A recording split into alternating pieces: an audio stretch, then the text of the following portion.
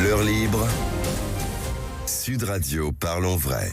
Bonjour à tous, bienvenue dans l'heure libre. Une heure de décryptage entre 12h et 13h de l'actualité. Une heure pour comprendre notre monde à partir de l'analyse des faits de société. Comme tous les samedis, je suis en compagnie de Jean-Marie Bordry. Stéphane Simon, je suis ravi de vous retrouver. La voix des matinales sur Sud Radio. Et Victor Lefebvre est avec nous également, journaliste spécialisé dans l'enquête. Lui, c'est la voix du crime, n'est-ce pas? Exactement. Bonjour à tous les deux. Et notre invitée aujourd'hui est Marie-Estelle Dupont, la psychothérapeute la plus étonnante du PAF, si j'ose dire, puisque je vous dirai pourquoi, je le pense vraiment.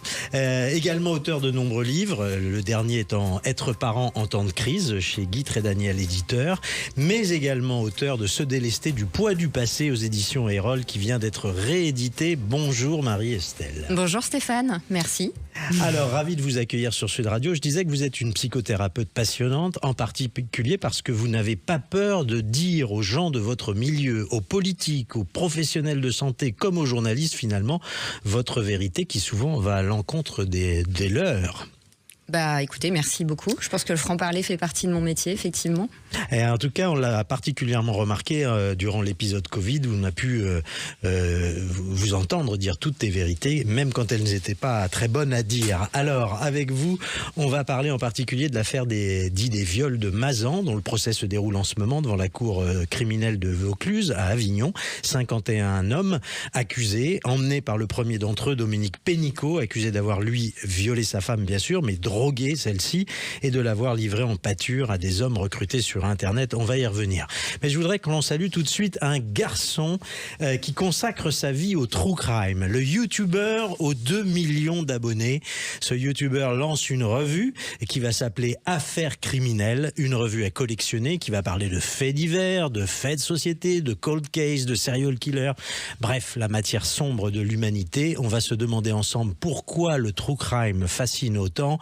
Bonjour Max Skies, vous êtes avec nous, vous êtes à Amiens, je crois. Bonjour Stéphane, bonjour tout le monde. Oui, je suis à Amiens actuellement dans mon studio. Ouais. Voilà, studio où vous tournez chaque semaine parce que vous êtes fait connaître en lançant votre chaîne sur YouTube qui chaque semaine raconte une affaire qui a défrayé la chronique, une affaire d'hier, d'avant-hier, une affaire carrément du passé. Hein. Vous êtes un peu le nouveau Pierre Bellemare, le Pierre Bellemare 2.0. Ça vous gêne cette comparaison ? Non, ça me gêne pas du tout. Je sais que Pierre Bellemare était quelqu'un de très apprécié. Après, comme je le dis souvent, Pierre Bellemare, c'est pas vraiment ma génération. De mon côté, j'ai pas vraiment écouté ses histoires et les affaires qu'il a pu raconter.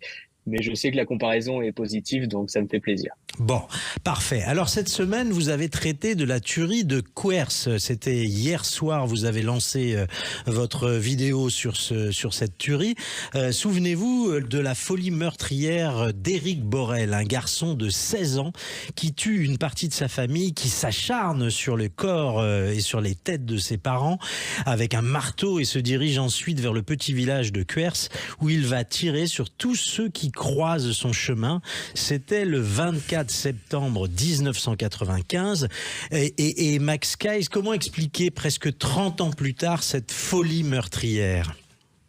Alors, à la base, l'histoire d'Éric Borel, quand j'ai commencé à écrire mon HVF, justement, ma vidéo, je me suis rendu compte qu'elle avait été maltraitée dans les médias français parce qu'on a tout de suite présenté Eric comme un adolescent fou qui a pété un plomb, qui d'un coup a massacré tout le monde sans réel motif. Il était fasciné par la Seconde Guerre mondiale, il a pris le fusil puis il a tiré sur tout le monde.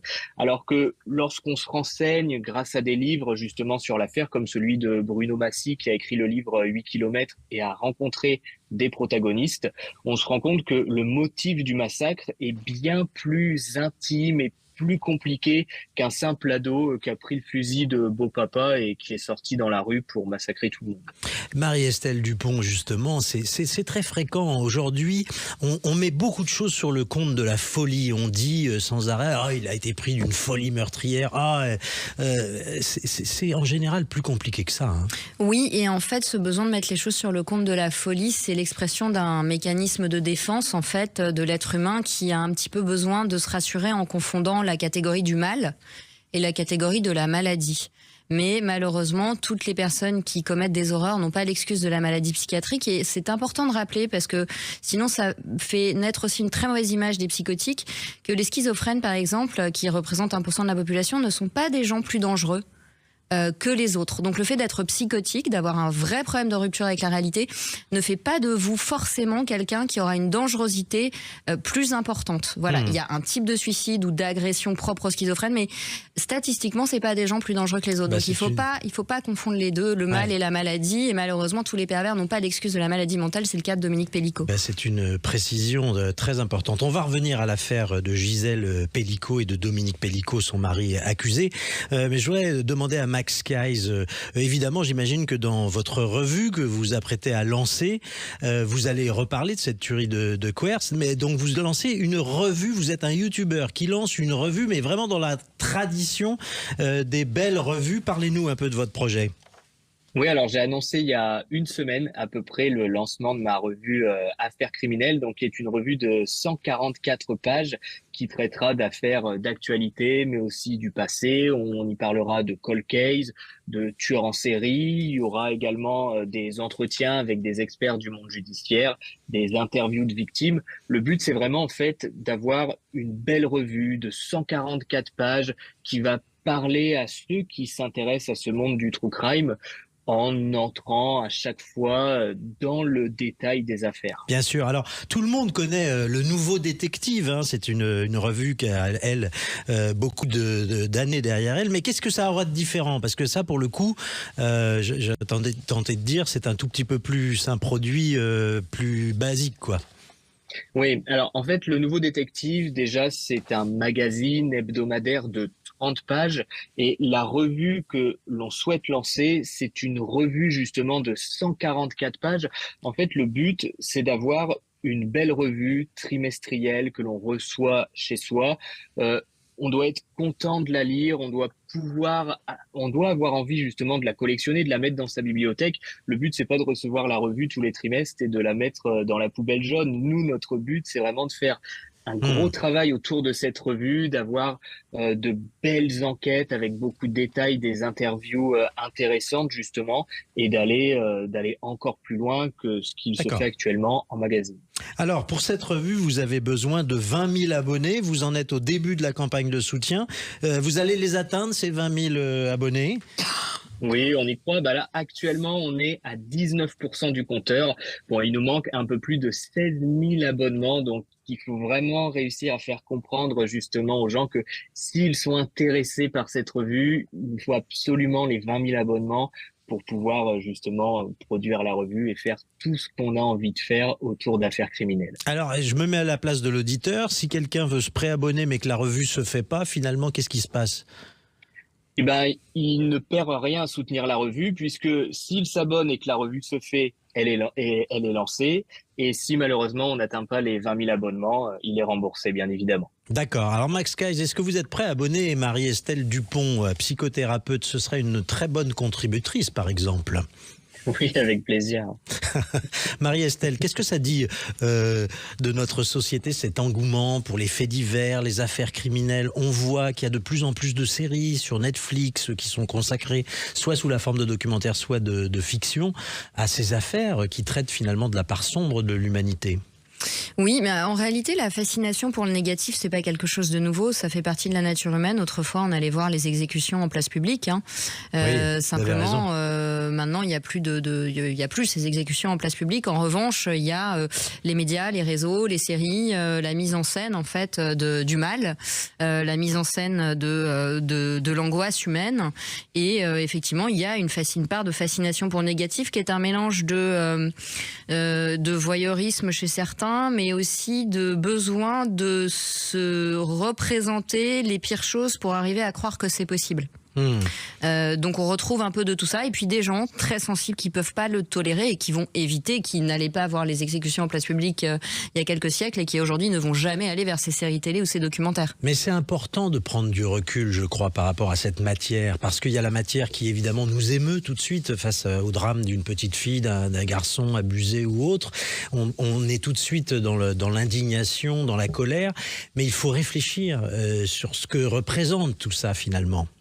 Oui. Ce que ça dit à chaque fois de la société à travers ce qu'on appelle du fait divers, mais c'est plus que ça, c'est du fait de société. Bien sûr. Alors dans l'affaire Dominique Pélicaud, je pense qu'il y a plusieurs choses qui ont un effet de fascination assez important.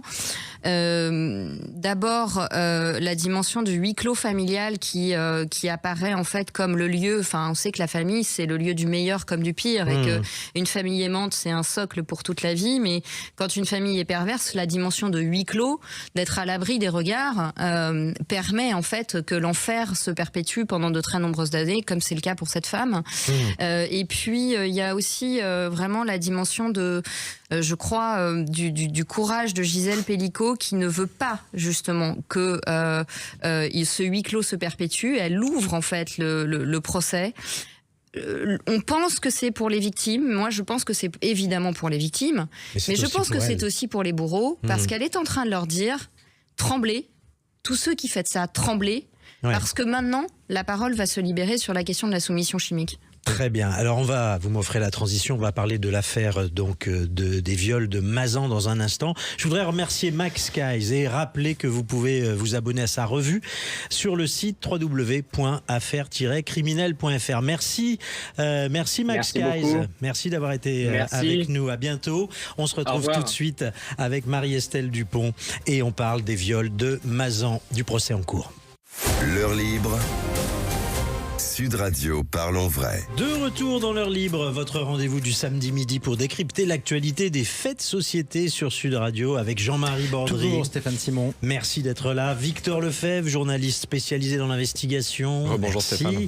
Et puis avec nous Marie-Estelle Dupont, la psychothérapeute, auteure de Se délester du poids du passé aux éditions Erol, qui vient d'être réédité, et Être parent en temps de crise, comment restaurer l'équilibre psychique de nos enfants. Il y a beaucoup de choses passionnantes dans ce livre. Je me retourne vers vous d'abord, Victor Lefebvre, vous qui tenez pour nous l'agenda judiciaire. Je disais que vous étiez la voix du crime. Que s'est-il passé cette semaine à la cour criminelle de Vaucluse, à Avignon, dans le procès dit des viols de Mazan, le procès de Dominique Pélicaud et des co-accusés, plus de 50 hommes. D'abord, le retour de Dominique Pélicaud en audience. Après plus d'une semaine d'absence, il avait, rappelez-vous, des problèmes rénaux, des problèmes de santé qui l'empêchaient de venir en audience. Il a pu être entendu pour la première fois. Il est venu donc vêtu d'une polaire grise, appuyé sur une canne. Il a reconnu la totalité des faits et présenté ses excuses à sa femme, à sa famille. Et il a ajouté, je cite, « Je suis un violeur comme tous ceux qui sont dans cette salle ». L'homme de 71 ans a ensuite raconté son enfance, un viol qu'il aurait subi à l'âge de 9 ans, une supposée participation à un viol commis par des collègues de chantier alors qu'il avait 14 ans, des violences sexuelles infligées par son père à sa sœur adoptive dont il aurait été témoin.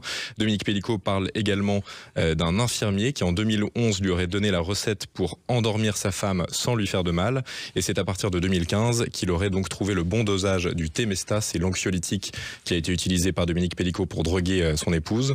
Et Dominique Pélicaud a aussi parlé d'addiction pour expliquer son geste, c'est-à-dire qu'en dépit des problèmes gynécologiques, neurologiques et psychologiques rencontrés par sa femme, il explique qu'il ne pouvait pas s'empêcher, il était dans une forme d'addiction. Et il a expliqué enfin que l'archivage de tous les sévices infligés à sa femme par d'autres hommes était une mesure d'assurance qui lui permettait de se prémunir des tentatives de chantage par les autres hommes. Je voudrais qu'on revienne d'abord sur la psychologie avec vous, Marie-Estelle Dupont, de Dominique Pélicaud. Vous l'avez dit, il est sorti du silence, il a reconnu être un violeur. Mais la première question que l'on a envie de vous poser, elle est toute simple. C'est comment est-ce qu'un homme bien inséré socialement, présenté comme un bon père, un bon grand-père, un bon voisin, et j'en passe, a pu arriver à commettre ce qu'il a commis sur sa femme? Eh bien, c'est le propre du pervers narcissique, en fait. Le pervers narcissique, ça n'est pas un individu qui est marginalisé, ça n'est pas un schizophrène, comme on le disait tout à l'heure, c'est pas quelqu'un qui a une maladie mentale nécessairement, et c'est pas du tout quelqu'un d'inadapté dans la vie quotidienne. Le pervers narcissique, par définition, il avance masqué, hein, on n'attire pas les mouches avec du vinaigre, donc il va vous faire vivre des moments flamboyants, merveilleux, où il est aux petits soins, où il est merveilleux, vidéos, il est adorable, il rend service aux voisins, c'est monsieur parfait, etc. Bien sous tout rapport. Ouais. Ça, c'est le père incestueux qui va apprendre à sa fille à faire du ski, organiser des fêtes grandioses, etc. Et puis, ça lui permet en fait de dissimuler le côté Dr Jekyll et Mr Hyde de sa personnalité, avec cette capacité à organiser froidement, sans aucune empathie, avec une grande minutie, de la barbarie. Enfin là, c'est de la barbarie et des sévices sexuels. Parfois, c'est d'autres choses, dans une moindre mesure. Ça peut être simplement saboter la carrière de son fils par jalousie. Enfin, le pervers narcissique agit toujours de manière dissimulée, mais en tout cas, dans les apparences, il fonctionne. Et alors, Dominique Pellicot, il y a des pervers de bas niveau qu'on voit arriver avec leurs gros sabots. Dominique Pellicot, c'est un pervers très intelligent. C'est-à-dire que les experts psychologues et psychiatres ont bien décrit cette personnalité, voilà, de Dr Jekyll et Mr Hyde, mais on peut pas dire que ce soit un pervers qui ait des difficultés cognitives. On voit bien comme il arrive à organiser les choses pendant 10 ans sans se faire prendre, avec beaucoup de subtilité pour arriver à avoir des médicaments, des antalgiques, des anxiolytiques, etc. Donc ça demande savoir vraiment les mélanger, savoir trouver les recettes mélanger, pour faire. Donc vraiment un plaisir sadique à faire de sa femme une chose, à la fois un appât et une cible.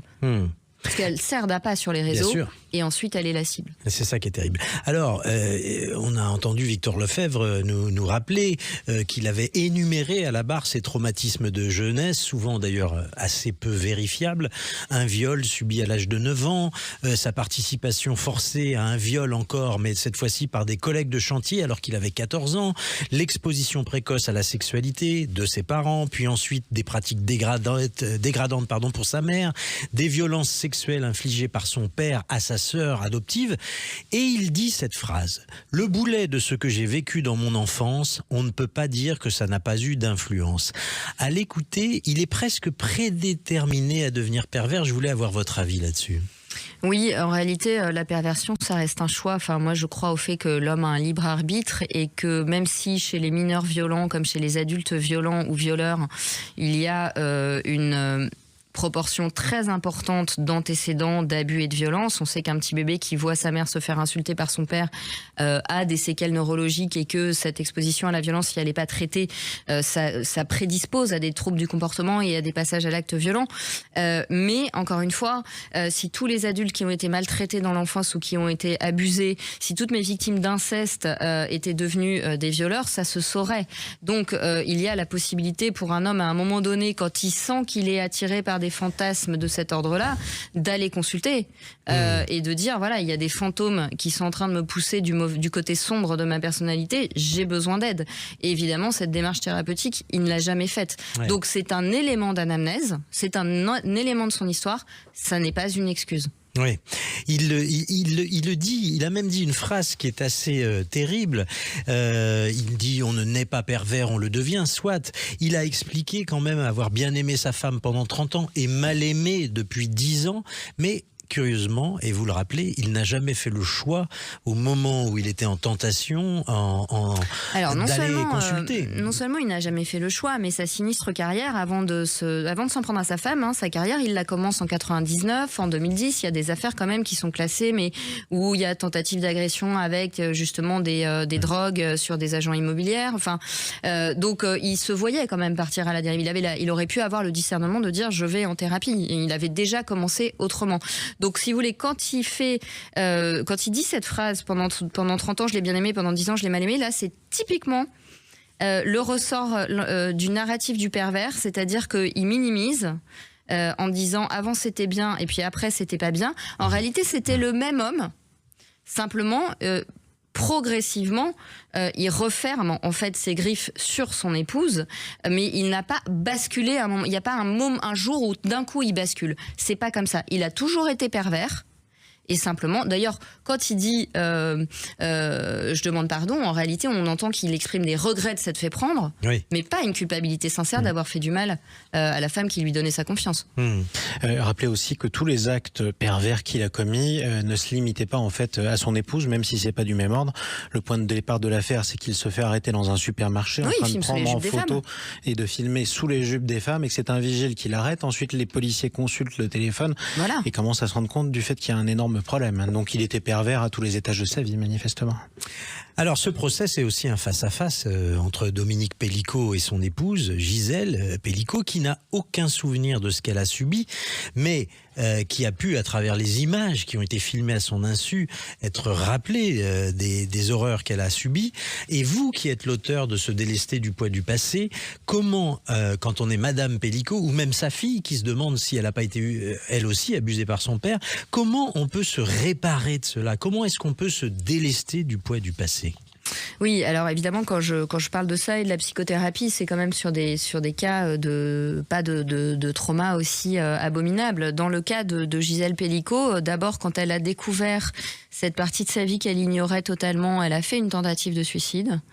Donc là, l'horreur absolue et la barbarie qu'elle découvre avoir vécue, évidemment, la pousse à avoir envie de disparaître. De disparaître. Cette tentative de suicide, faut pas la comprendre comme une envie de mourir, c'est une envie d'arrêter de souffrir et que ça n'ait pas eu lieu, en fait, de supprimer ce qui a eu lieu. Et de cet effondrement, on voit chez cette femme, manifestement, alors je l'ai pas reçue en consultation, mais des ressources en fait pour renaître de ses cendres absolument extraordinaires et héroïques. C'est-à-dire que qu'est-ce qu'elle va faire quand on a touché la déshumanisation la plus absolue, comme c'est son cas, parce qu'elle est meurtrie dans son corps et sa psyché pour toujours. Sa ressource, ça va être de dire je ne peux pas effacer l'horreur absurde de ce que j'ai vécu, par contre je peux la transformer en quelque chose qui soit utile. C'est-à-dire utile pour les autres, en avertissement à tous ceux qui font ça, pour qu'ils arrêtent, là, qui tremblent en voyant ces images à la télévision chez eux, et pour toutes les victimes, qu'elles sachent qu'elles sont pas seules, voilà. Et donc elle est en train d'essayer de donner un coup de pied dans la fourmilière pour que dans la société quelque chose bouge à cet endroit-là. Et ça, c'est vraiment un ressort de ce qu'on appelle la croissance traumatique. Les gens qui se sortent de traumas absolument abominables, de prise d'otages, de viols à répétition, etc. C'est en général des gens qui, une fois qu'ils sont sortis du déni ou de l'amnésie traumatique, comprennent qu'ils ne peuvent pas, revenir à un état comme avant.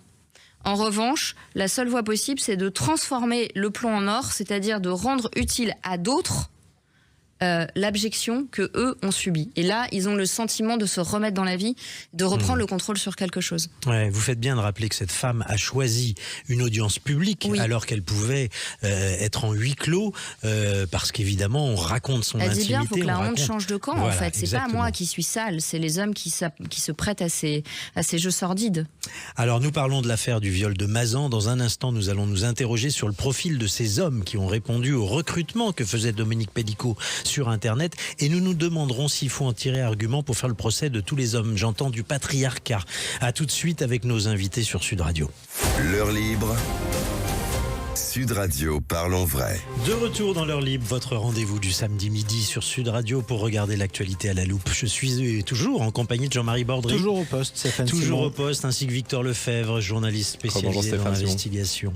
Avec nous aujourd'hui, Marie-Estelle Dupont, la psychothérapeute, auteure de ce délesté du poids du passé qui vient d'être réédité aux éditions Erol et de Être parent. Livre. Votre tout premier livre, et un autre que je signale. Et là, mon petit dernier. Le dernier, Être parent en temps de crise, aux éditions Grit et Daniel, et Guy Très Daniel, et à l'intérieur on a un chapitre tout à fait intéressant pour nous, c'est le sous-titre, comment restaurer l'équilibre psychique de nos enfants. Nous allons y venir. Victor Lefebvre, vous suivez le procès de l'affaire de viol de Mazan pour nous. Qui sont ces hommes qui défilent à la barre du tribunal de Vaucluse, qui étaient donc les complices de Dominique Pellicot? Oui, il y en a 50 en tout. Les profils des hommes sont très variés. Ils sont âgés donc de 26 à 74 ans. Et on trouve parmi eux des retraités, plombiers, jardiniers, chauffeurs routiers, employés de bureau, un journaliste, un plaquiste, un infirmier, un informaticien, un menuisier, un militaire. Certains ont des profils très dangereux. On a retrouvé dans l'ordinateur de certains d'entre eux des fichiers pédopornographiques. des échanges autour de la zoophilie, et l'un voulait même violer sa propre mère avec le même procédé chimique. Violer sa propre mère avec le même... Le dénommé Charles, je crois, a demandé à Dominique Pellicot comment faire les mélanges pour violer sa mère. Ouais, il a demandé le dosage, effectivement. Alors, il n'est pas passé à l'acte, mais en tout cas, ça faisait partie de ses intentions. Sur les 50 co-accusés de ce procès, 35 ont contesté les faits qui leur étaient reprochés. Il n'y en a que 15 donc, qui ont reconnu les faits, estimant qu'ils n'avaient ni l'intention ni la conscience de commettre un viol et pensaient participer à un jeu sexuel avec un couple libertin. Ils décrivent d'ailleurs Dominique Pellicot comme un homme très directif, autoritaire. Certains ont des casiers judiciaires déjà bien remplis. J'en cite un par exemple, Mohamed R, qui a été déjà condamné pour viol sur sa propre fille, une mineure de moins de 15 ans. Donc il y a certains profils qui sont vraiment extrêmement dangereux. La plupart estimaient à l'époque que Gisèle était offerte aux hommes par son mari. C'est ce qui ressort des auditions qui ont été faites devant la police. Et Dominique Pellicot a dit cette semaine au cours du procès, ils savaient tout, ils ne peuvent pas dire le contraire. Oui, Marie-Estelle Dupont, que peut-on dire de ces hommes qui disposent du corps comme ça de Gisèle Pellicot simplement parce que monsieur leur a ouvert la porte et leur a dit d'y aller, et ils ne se posent pas la moindre question sur l'état de sa femme qu'ils ont en face d'eux, qu'elle soit droguée, comateuse, peu importe, ça ne les empêche pas. Oui, alors d'ailleurs, l'argument de on ne savait pas, il tient pas puisque le groupe sur lequel était postée l'annonce s'appelait À son insu. Donc la question même qu'il y ait pu y avoir un consentement en amont avec un espèce de jeu de triolisme est absolument, ne tient pas debout en fait. La réponse est dans le titre même de l'APA. Et les vidéos l'attestent par ailleurs, parce qu'il y a certaines vidéos qui ont été diffusées, on voit que Gisèle Pellicot est totalement inconsciente. Voire ronfle. Ensuite, voire ronfle, oui. Ensuite, voilà, il n'y a pas besoin d'avoir fait médecine pour faire la différence entre quelqu'un qui dort ou qui somnole ou qui fait semblant de dormir et quelqu'un qui est quasiment dans le coma végétatif, parce que tout son système parasympathique, tout son système neurovégétatif est profondément perturbé par le fait qu'elle avait à la fois des antalgiques, des antihistaminiques et des anxiolytiques. C'est pas du tout un sommeil naturel, bien évidemment, et l'apparence n'est pas la même. C'est vraiment un corps inerte. Il y en a même un d'ailleurs dans les accusés qui dit qu'il avait l'impression de faire l'amour à un cadavre. Ouais. Donc sur le profil, globalement des menteurs déjà, et puis des hommes qui étaient quand même tous caractérisés avec ou sans casier judiciaire par une absence totale d'empathie. Une absence totale de culpabilité et de surmoi, donc des registres plutôt narcissiques, sociopathiques, psychopathiques, mais certainement pas un bon névrosé qui est capable de se dire j'ai envie de le faire mais je vais pas le faire. Ouais, et il y en a aucun qui a fait demi-tour, et il y en a surtout aucun qui est allé appeler la police. Il y a un chapitre dans votre livre qui leur serait recommandé, et qui est en tout cas recommandé aux enfants, c'est apprendre le discernement. Apprendre le discernement. Oui, dans mon dernier livre, effectivement, je dis aux parents qu'un des outils pour aider nos enfants dans ce monde qui se dit perpétuellement en crise, très anxiogène, c'est vraiment d'aider nos enfants à analyser le langage et à faire preuve de discernement, effectivement. Et je pense qu'on devrait tous apprendre à nos enfants à repérer en fait les signes de l'emprise, les signes de la manipulation, ce que ça nous fait vivre intérieurement, pour que ça les protège, parce qu'ils auront affaire à certains pervers dans leur vie. Statistiquement, il y a des pervers dans la population, donc statistiquement, sur toute une vie, on tombe tous sur des pervers de plus ou moins haut niveau. Mais il y a des signes évidents comme ça de psychopathie, de perversité. Qu'est-ce que vous on peut peut-être prendre des exemples. De prendre des exemples. Alors, il y a en fait ce qui est très glaçant, c'est qu'on s'aperçoit que dans toutes les histoires où on a affaire à un pervers narcissique, quel que soit le modus operandi, quel que soit le lien entre la victime et le pervers, il y a des récurrences. Alors, les récurrences, ce sont les injonctions paradoxales. On vous demande de faire des choses qui sont contradictoires et donc vous êtes en échec. Donc vous vous sentez tout le temps coupable, vous vous sentez tout le temps nul. La personne, en fait, détruit petit à petit l'image de vous, mais cette confiance en vous, elle ne comprend. Elle fait semblant de ne pas comprendre pourquoi elle s'affaisse, parce qu'elle vous dit mais c'est de l'humour. Quand je t'humilie, c'est de l'humour. Le gaslighting, c'est qu'est-ce que c'est? Le gaslighting, c'est par exemple quand il amène sa femme chez le médecin et qu'il lui dit je me demande bien ce que tu fais tes après-midi parce qu'elle a des infections gynécologiques. Donc il pousse la perversion jusqu'à sous-entendre que c'est elle qui est une femme infidèle, alors que il l'offre en pâture à des hommes toutes les nuits. L'inversion accusatoire, voilà, pareil, même procédé. En fait, le pervers vous accuse toujours de faire ce que lui fait. Donc il vous met dans la confusion. Quand vous êtes un enfant et que c'est votre parent, vous vous doutez de vous avez du mal à trouver vos limites, à faire confiance à vos perceptions. On vous met dans un bain brûlant, c'est un exemple qui est donné par Freud dans un livre, et on vous plonge dans un bain brûlant et on vous dit non, ce n'est pas chaud. Vous voyez, c'est ce type de choses qui crée de la confusion en fait chez la personne. Et voilà, tout ça, ce sont des signes de perversion. Ouais, vous en parlez. Et puis vraiment la différence entre l'écart de comportement entre quand on est devant tout le monde, c'est le mari idéal, il est gentil, il sert un verre à sa femme, etc. Ma chérie, t'es belle. Et puis dès que les invités sont partis, il l'humilie, il la rabaisse, etc., etc. C'est important. Les humiliations, ça fait quand même partie du profil du pervers. Alors, je voudrais vous demander également, est-ce que ce procès n'est pas en train de devenir celui du rôle dominant de l'homme, dans une certaine mesure celui du patriarcat? En écoutant certaines féministes, on a l'impression que tous les hommes ressemblent à ceux qui défilent à la barre du tribunal de Vaucluse. Est-ce que c'est bien le moment de faire le procès du patriarcat à travers cette affaire? Alors, ce serait bien dommage que ce procès aille vers une conclusion très binaire où tous les hommes seraient potentiellement des prédateurs.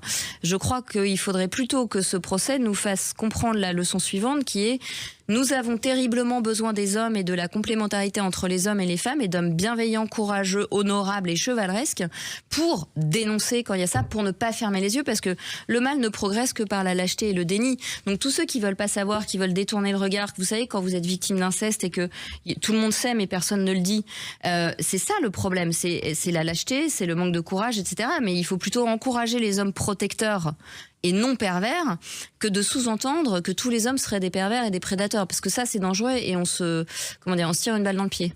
Néanmoins, Victor Lefebvre, vous pouvez nous le rappeler, mais dans ces 70 personnes qui apparaissent, parce qu'il y a 50 personnes à la barre, 51 personnes, mais il y en a 70 sur les vidéos. Oui, il y en a au moins une vingtaine qui n'ont pas été identifiées, ou en tout cas retrouvées. Oui, et il n'y a pas d'esprit chevaleresque.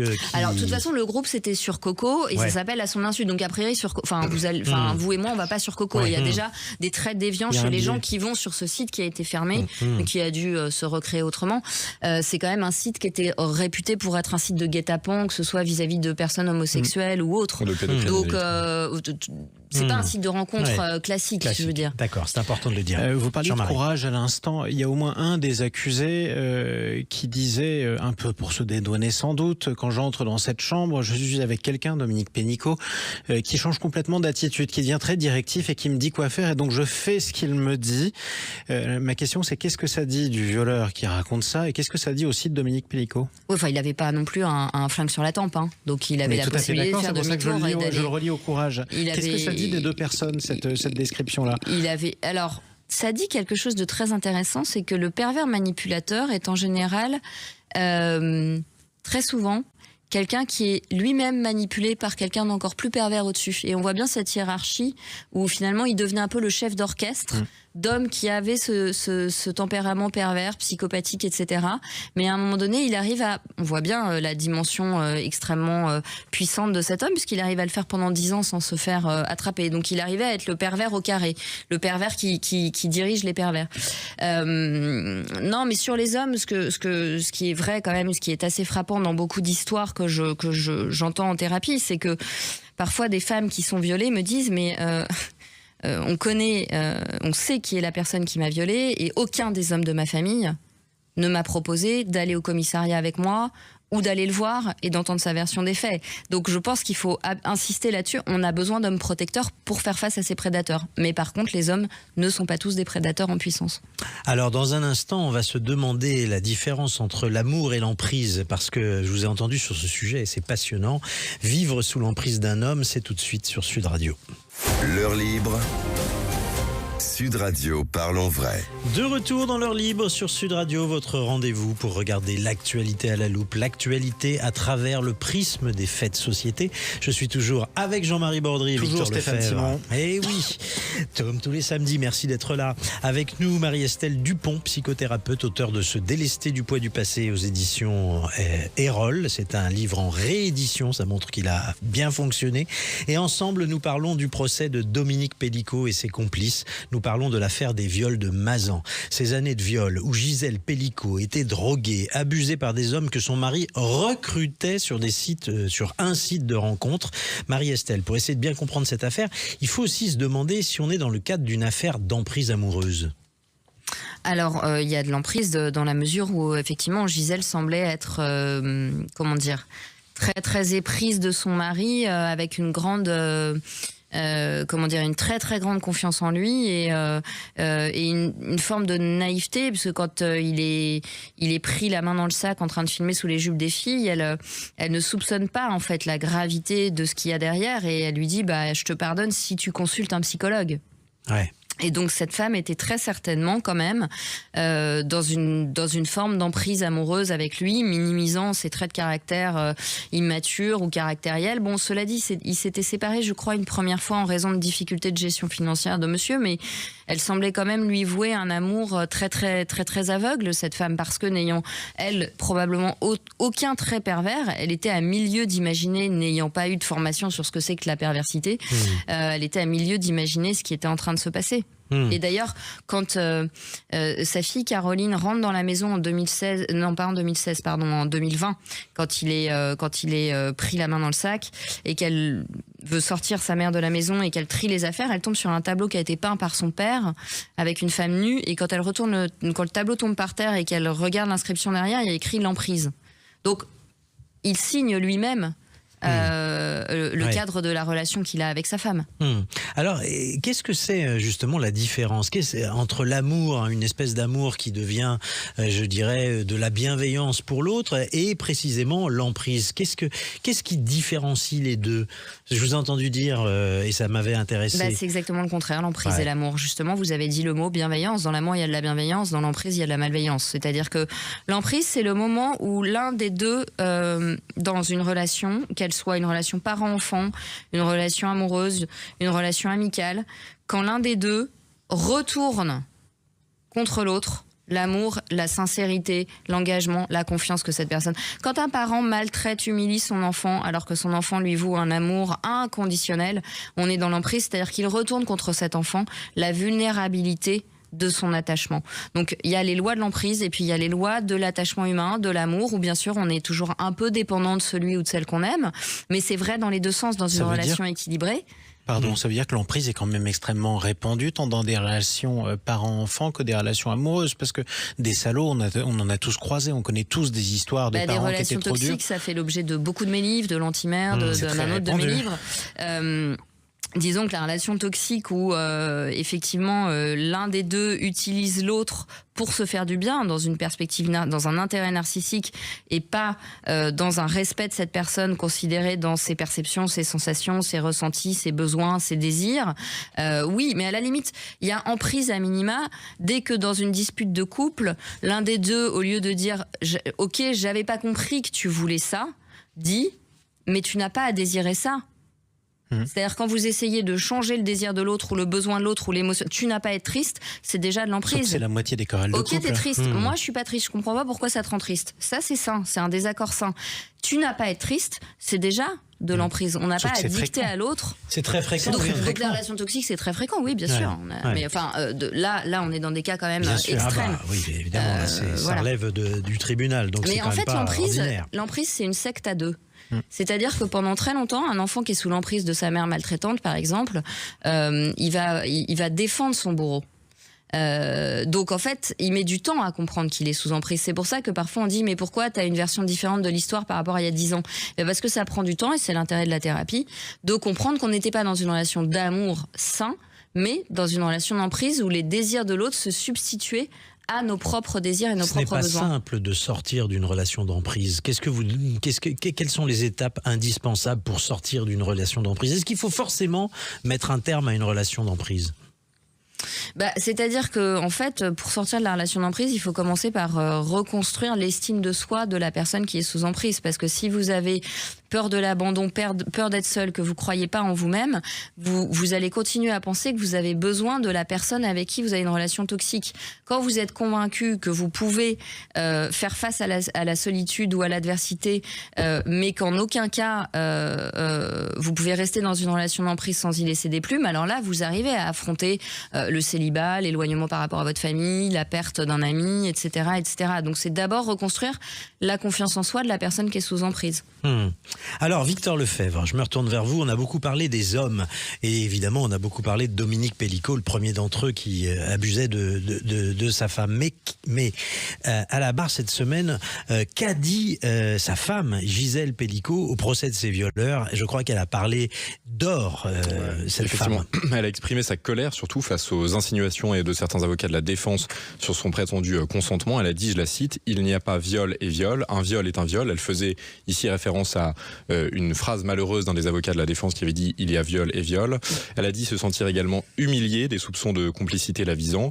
Elle a ajouté, je cite, « Depuis que je suis arrivée dans cette salle d'audience, je me sens humiliée. On me traite d'alcoolique, que je me mette dans un état d'ébriété tel que je suis complice de monsieur Pellicot. Pas une seconde, je n'ai donné mon consentement à monsieur Pellicot ni à ces hommes qui sont derrière. » Et elle a d'ailleurs qualifié ces 50 co-accusés de dégénérés. Oui, c'est quoi ces hommes? C'est des dégénérés, a-t-elle haussé le ton. Pour moi, ce sont des dégénérés. Ils ont commis des viols, ce ne sont pas des actes de sexe. Ça suffit.